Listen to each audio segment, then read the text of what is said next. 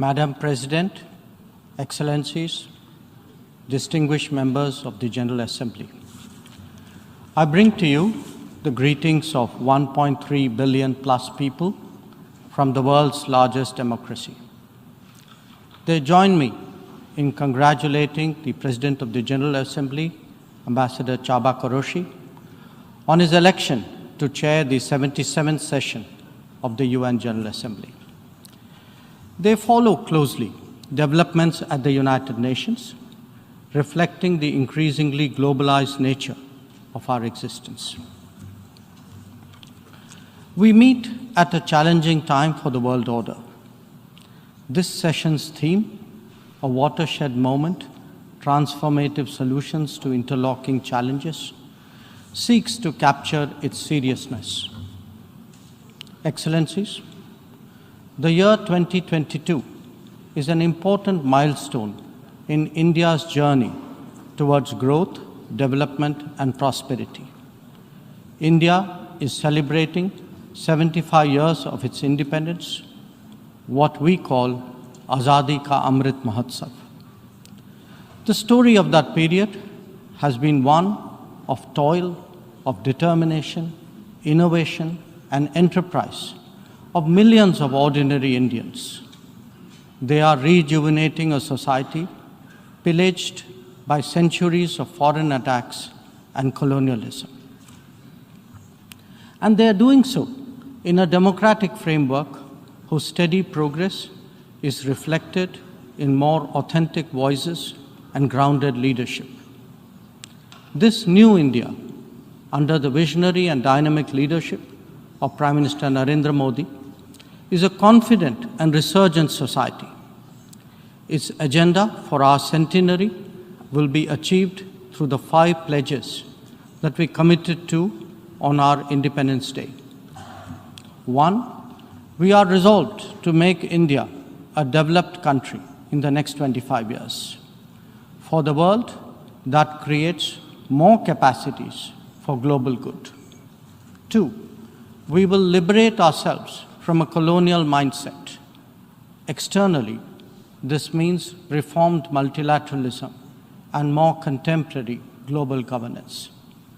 3, our rich civilizational heritage will be a source of pride and of strength. This includes care and concern for the environment, so ingrained in our traditional ethos. 4, we will promote greater unity and solidarity. This expresses a coming together on global issues such as terrorism, pandemics, or the environment. And 5, we will instill consciousness of duties and responsibilities. This applies to nations as much as it does to citizens. These 5 pledges affirm our age-old outlook that sees the world as one family. We believe that national good and global good can be entirely in harmony. It is this conviction that led us to supply vaccines to over 100 nations. Similarly, our evacuation operations in HADR situations always had room for other nationals in distress. Even as we meet our own development targets, India offers partnerships to our brothers and sisters in Asia, in Africa, and Latin America. And we do so based on their needs and their priorities. Today, the focus is on green growth, better connectivity, digital delivery, and accessible health. Our solidarity is not just in words. You can see them in 700 projects across the world. Madam President, even while India contributes to global betterment, we recognize the sharp deterioration in the international landscape. The world is already struggling with challenges of post-pandemic economic recovery. The debt situation of the developing is precarious. To this is now added the rising costs and the shrinking availability of fuel, of food, and of fertilizers. These, along with trade disruptions and diversions, are among the many consequences of the Ukraine conflict. The Indo-Pacific, too, witnesses fresh concerns about its stability and its security.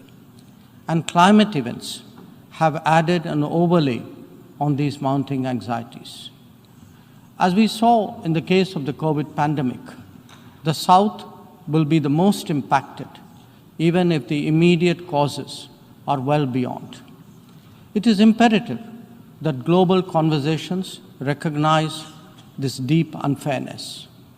The inequity of vaccine distribution should not be replicated in other domains.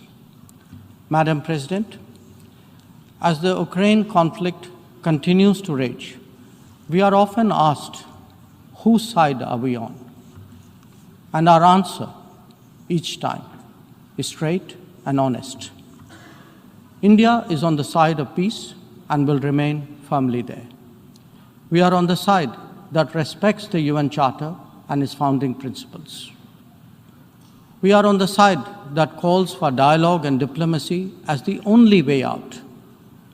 We are on the side of those struggling to make ends meet, even as they stare at the escalating costs of food, of fuel, and fertilizers. It is therefore in our collective interest to work constructively, both within the United Nations and outside, in finding an early resolution to this conflict. Excellencies, while the global attention has been on Ukraine, India has also had to contend with other challenges, especially in its own neighborhood. Some of them may be aggravated by the COVID pandemic and ongoing conflicts, but they speak too of a deeper malaise. The accumulation of debt in fragile economies is of particular concern. We believe that in such times, the international community must rise above narrow national agendas. India, for its part, is taking exceptional measures in exceptional times. We do so when we send 50,000 metric tons of wheat and multiple tranches of medicines and vaccines to Afghanistan. When we extend credits of $3.8 billion to Sri Lanka for fuel, essential commodities, and trade settlement. When we supply 10,000 metric tons of food aid and vaccine shipments to Myanmar. When we fill the gap in humanitarian needs left unaddressed by political complexity. Whether it is disaster response or humanitarian assistance, India has stood strong, contributing particularly to those nearest to us.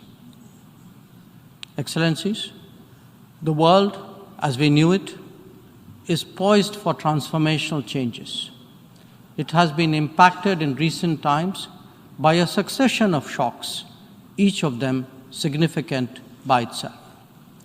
The COVID pandemic called into question the over-centralized nature of globalization and has led all of us to seek greater resilience and reliability of supply chains.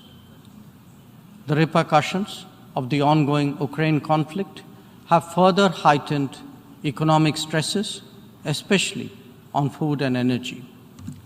Climate events have added to disruption that the world is already facing. As for the promise of technology, it has certainly multiplied our capabilities, but also added to our vulnerabilities. Trust and transparency are legitimate expectations of a more digitized world. The quest to create a better global order would necessarily have to address all these issues. Among them, some are clearly more existential in nature and necessitate intense coordination by the international community. Climate action and climate justice are particularly noteworthy in this respect.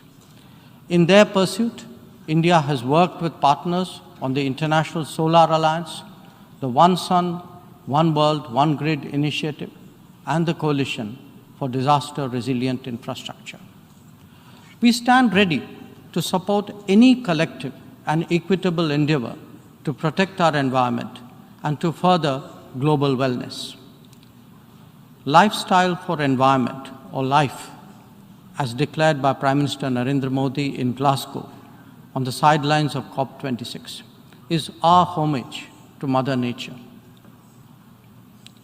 India remains deeply committed to fighting climate change under the UNFCCC and the Paris Agreement. We do so on the principle of common but differentiated responsibilities and respective capabilities in the light of different national circumstances. We have announced our updated nationally determined contributions after COP26. Excellencies, India's steadfast commitment to South-South cooperation is by now well established and well recognized. Our approach is based on principles of mutual respect and national ownership, with a commitment to sustainable development for all. As we begin the G20 presidency this December, we are sensitive to the challenges faced by developing countries. India will work with other G20 members to address serious issues of debt, of economic growth, food and energy security, and particularly of environment. The reform of governance of multilateral financial institutions will continue to be one of our core priorities. Madam President, India would be completing its tenure as a member of the Security Council this year. In our term, we have acted as a bridge on some serious but divisive issues confronting the Council. We have also focused on concerns such as maritime security, peacekeeping, and counterterrorism. Our contributions range from providing technology with a human touch to ensuring safety and security of UN peacekeepers. As the chair of the Counterterrorism Committee this year, India would be hosting its special meeting in Mumbai and New Delhi. I invite all member states to participate in it. We need to create a global architecture that responds to the new tech tools deployed against open, diverse, and pluralistic societies. Having borne the brunt of cross-border terrorism for decades, India firmly advocates a zero-tolerance approach. In our view, there is no justification for any act of terrorism regardless of motivation, and no rhetoric, however sanctimonious, can ever cover up bloodstains. The United Nations responds to terrorism by sanctioning its perpetrators. Those who politicize the UNSC 1267 sanctions regime, sometimes even to the extent of defending proclaimed terrorists, they do so at their own peril. Believe me, they advance neither their own interests nor indeed their reputation. India has always espoused a cooperative, inclusive, and consultative approach to international relations. We believe that multipolarity, rebalancing, fair globalization, and reformed multilateralism cannot be kept in abeyance.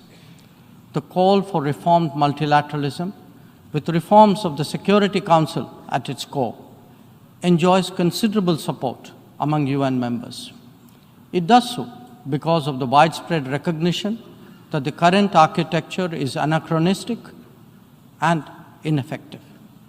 It is also perceived as deeply unfair, denying entire continents and regions a voice in a forum that deliberates their future. India is prepared to take up greater responsibilities, but it seeks, at the same time, to ensure that the injustice faced by the Global South is decisively addressed. Our call is to allow serious negotiations on such a critical matter to proceed sincerely. They must not be blocked by procedural tactics. Naysayers cannot hold the IGN process hostage in perpetuity. In these turbulent times, it is essential that the world listens to more voices of reason and experiences more acts of goodwill.